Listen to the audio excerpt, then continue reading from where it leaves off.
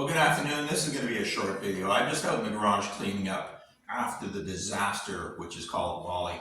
I've got some bad habits when it comes to working on cars, and let me explain. I'll give you a little bit of background. We've got Chicago vinyl playing in the background there, so enjoy the music. But this goes back when I was 16 years old. My first real job, I was working at a gas station on Lakeshore by Park Lawn called Bill's Gulf.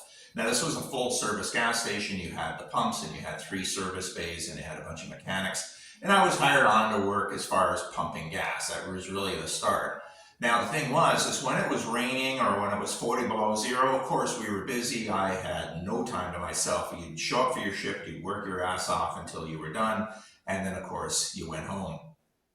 But on those nice summer nights, when everybody was trying to save a buck or two going to the self-service back then, remember, we're going back many years, self-service were just starting to come out. And the idea is they wanted to go save some money, so I'd be bored, nothing going on. So I started working in the shop with the mechanics. And again, they did the brakes, they did the steering, obviously. But for a young guy like myself, swapping out a starter, an alternator, doing a ballast resistor, something on a car was great. You know, I was getting my hands dirty in a different way than pumping gas. And, you know, of course we had Bill. Now, Bill was the owner of Bill's Gulf. But then we had Graham. Now, Graham was that 27-year-old man, you know, with a beard, sporting the beard. I was 16. He drove a Dodge, I think it was a Duster, a 340 Duster that he kept, you know, souping up. You know, so, of course, he was the cool guy.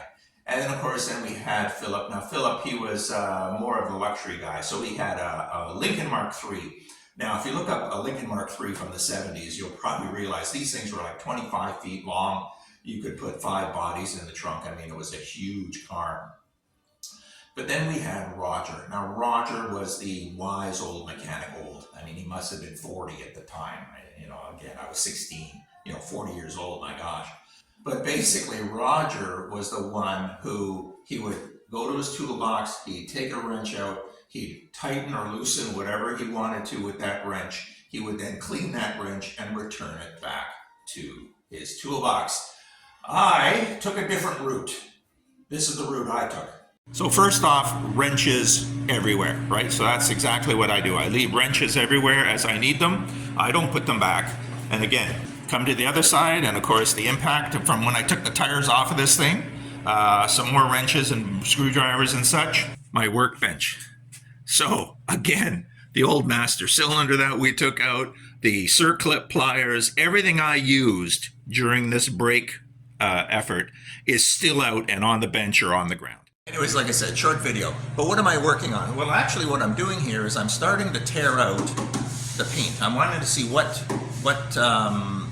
sandpaper works best on my orbital.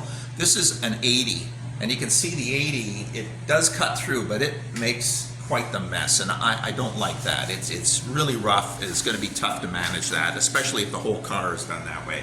So then I went to a 120, and this 120 is a lot nicer. Now it takes a little longer, of course, but you know what? Time is not the problem.